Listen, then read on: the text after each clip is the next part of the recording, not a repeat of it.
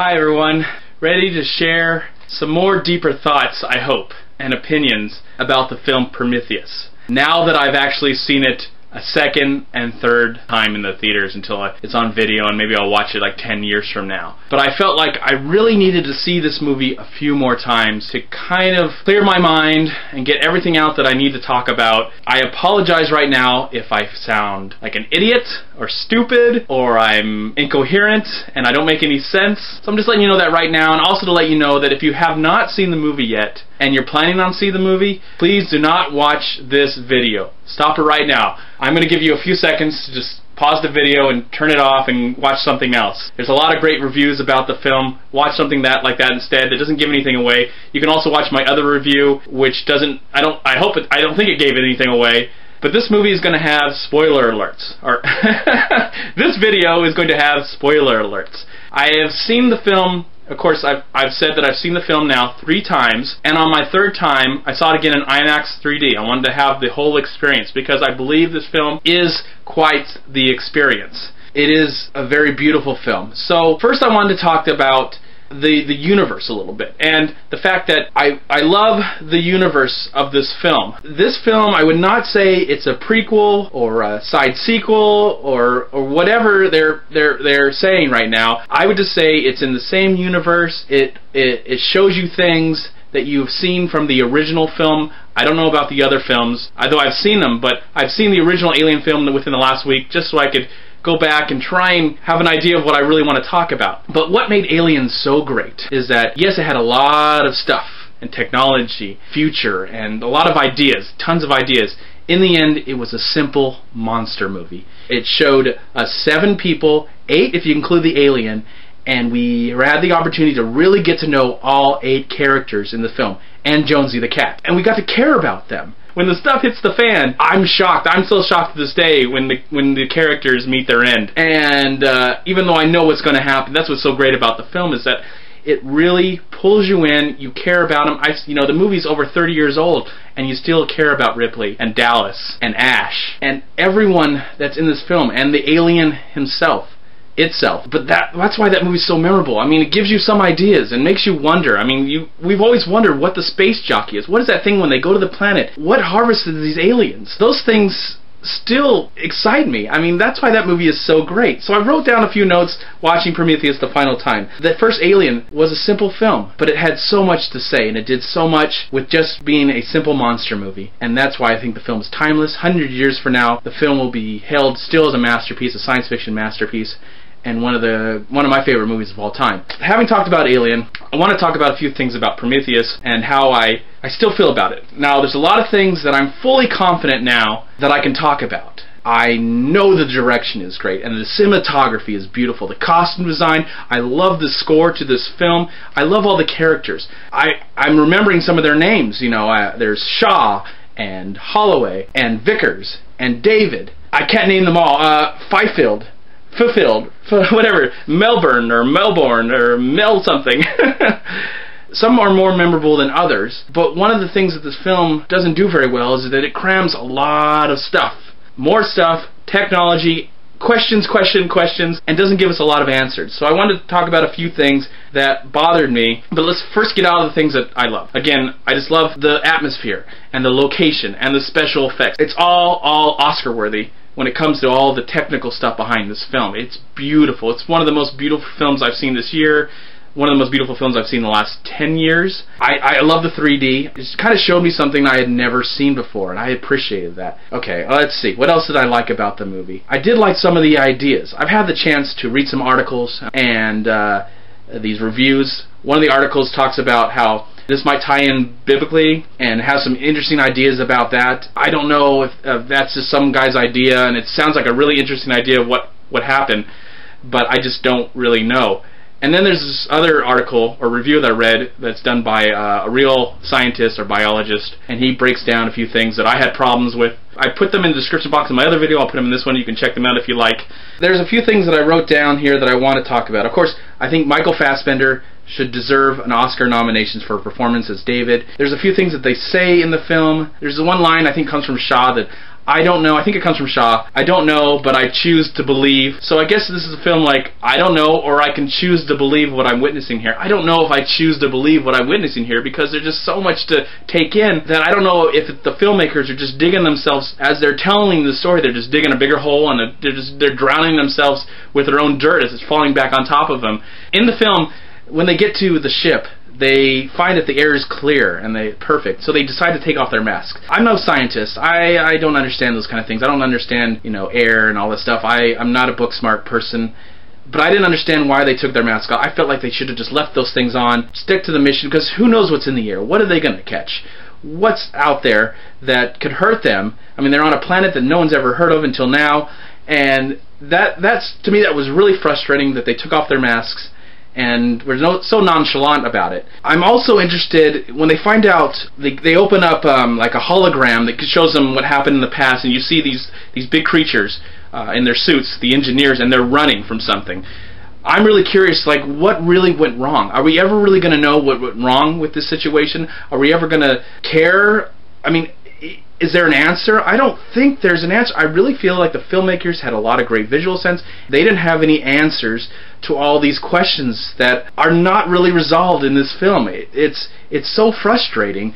I'm still interested. I don't know why. Maybe because they crammed in so much stuff, I'm just going crazy. Okay, what's next? What's next? Okay, in the scene, there's a biologist and a rock crazy guy, geologist, I think it is, and they're stuck there. They get stuck and they get lost, so they decide to walk around, and they seem like they want to get out of there. They don't want to mess with anything. All of a sudden, they're all alone, and there's this alien snake-looking thing. It looks like a cobra. It comes out of nowhere. All of a sudden, the biologist treats it like it's his prom date, ready to answer the door and hang out with, you know, it's the hottest chick he's ever met, and he wants to hang out with her. And I was so taken out of that experience. I was like, no, if I saw something like that, and I'm not a biologist, if I saw something like that, I wouldn't care. That thing looks like it's going to kill me, and it eventually kills both of them pretty much. And I just was like, no, that did not work at all. That scene did not work at all. It's just another thing that has bothered me. Another thing that I felt was really interesting. It seems like David, I like how David was so curious. He was the real driving force of this whole film, and we explored through his eyes, and I almost felt, now I don't have no proof, but I almost felt like David knew that all this was going to happen. He had read about this, he had studied about this for 2 years, and he had known all this was going to happen. I felt like when Holloway gave up his life and sacrificed his life, that death did not tug at my heart. I did not feel anything when he died. I wanted to feel some sort of emotion, but I did not feel it. Okay, what's next? I love the scene. It's a beautiful scene when David opens up more stuff and finds the engineers and goes and sees what happens in the past, that have this whole map room, and it's such a beautiful sequence, and I felt it to be really quite interesting. The special effects, especially in 3D, it's just all light up, and it's quite beautiful and fascinating. I don't understand it, but I love it. I just want to point that out. Another scene that I really, really like is when Shaw finds out that she's pregnant. Now, she's a character that can't get pregnant. She just can't get pregnant. But all of a sudden, she finds out that she has something in her belly, and she decides to go have it taken out. And she gets out of the situation, and I'm wondering, like, why are they chasing after him? Suddenly she's in this place that is an operating thing, and it only operates on men, so she has to find a way so it can open up her stomach and take that thing out. And it's a really great scene. I'm on the edge of my seat. Each time I watched it, I was like cringing, because it's really cool how they cut open the body and they pull it out. But for some reason, she just starts yanking just to rip the cord, and I'm no doctor, but I have a feeling she's going to have some major internal bleeding. I don't know. I could be wrong. And yes, she walks around the rest of the movie going, you know, it doesn't make sense. She does a lot of things. She turns into almost to a superhero because she's dealing with this. I mean, she'd probably be dead by the end of the movie, but she survives the movie. And another scene that bothered me was Fifield. He is the geologist, and he gets hurt, and you don't know what happens for him for a while. He gets acid put on his face, and you figure that he's dead. But something happens back to the ship, and he's jumping around. And I feel like if Ridley Scott shot that scene back in the 70s, it would be all left to our imaginations. We would like, what the heck's going on? We're hearing all these things. It's Fifield, and he's going crazy. Why is he going crazy? And then they kill him. But we're seeing everything in this, and it just felt so out of place. It didn't work. That scene did not work for me at all. It just was like, it just showed too much. And that's why Alien is such a great film. We don't see a lot in the original Alien. It's all done off camera, and for the most part it's all done off camera, and we don't see much, and it's left to the imagination, and that's what I felt another thing was missing from this movie. Okay, the next thing that I thought was pretty cool. I like the fact that once we find out that Weyland, the actual Weyland guy, is on the ship, played by Guy Pearce, I'm really fascinated that he just wants to meet the makers, the engineers, because he wants to survive. He wants to continue to live. He's probably almost 100, but he still wants to live because he feels probably he's important. And I like the fact when they finally go up to the engineers and they meet David for the first time, and David's trying to communicate with the engineer, and he just goes, almost goes like, you know, forget you. You're a robot. That's so insulting. And he just takes off the head of David and bashes it against Weyland. And I really like that scene. It was like, you know what? All this, you know, really is not that important. It means nothing. In the end, maybe this whole movie means nothing and it's a complete waste. It's just a really good visual thing. I just don't know. I like that scene. I like that scene a lot. I just love that, you know, he's so passionate about finding new life, finding a way to live, and then suddenly, you know, screw you. I don't know what else to really say that I liked and disliked. I'm pretty confident to say that the technical stuff about this movie and the look and the feel really helps me keep my 3.5 stars out of 4. I wish I wanted to like this movie, and I've read some things to help me maybe understand what we did that was so wrong. What happened to these engineers that caused us to stop? I just don't know. I don't know if the filmmakers know. If we're given a sequel, are they going to explain it? And will it be an answer that everybody will be happy about? I don't know if anybody's going to be happy about the answers that if they are given in the next film, or is it just going to move on and we're all left to be like scratching our heads? Because I've talked to friends that are just regular film goers, and I've talked to friends that have studied and are into technology and into biology or science, and we're all just left scratching our heads. We're really quite frustrated with this movie. You know, we see that it's beautiful, but it doesn't make any sense. We see that it's exciting, but it's extremely frustrating. I just don't know. I do love the little tips to hat to the original Alien film. When we get to finally see what the space jockey is. He's an engineer. That the gun, I don't know exactly what it's used for. It's probably used to destroy our civilization, but it's kind of cool to see that all working. I mean, to see H.R. Geiger's artwork right there on the screen again. I mean, his really crazy, dark, and disturbing artwork that I just absolutely love, especially from the original film.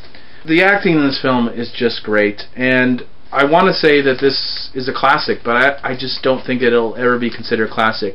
I'll just have to, I'll have to see it like 10 years from now and see if anything has changed. Are we going to give in these new movies? Are we going to get some ideas of what happened, or is it just, you know, maybe we should just stick with the original 2 Aliens. Alien 1 is an amazing science fiction movie, monster movie, and Aliens, the James Cameron 1986 film, is a really great action film with some really great characters. And that's what I love about the Alien movies, especially the first 2, is that we were given these really cool situations, really great characters, and I feel like Prometheus has a lot of that, but it does try and cram a lot of stuff that I just don't know. I don't know if I'll ever have an answer. I'd really be curious to see what you thought of the film. Did it make sense for you? Are you mad about it? Are you upset? I'm not really that upset. I like that the film, you know, makes me think. I like that it makes me frustrated. It's almost feeling like frustrated in a good way. It's not like, oh, I saw a terrible movie, it sucked, and now I'm frustrated and I want my time back. No, I've enjoyed seeing this movie 3 times. I hope maybe 10 years from now, on DVD, Blu-ray, or whatever, I'd be interested to watch it again, but it's not going to be for a very long time. Anyways, This video might be really long. I just want to thank you for watching. I really appreciate you watching all my videos. I'm really interested, comment below and let me know what you thought about the film. You can subscribe to my page. Please like this video. I'm on Facebook and Twitter. Please also go to welivefilm.com and also subscribe to We Live Film on YouTube. Thanks again for watching, and I'll see you at the next movie review. I'll see you at the next movie review. Oh my gosh, there's so much I also want to say. Forget it. I'm done.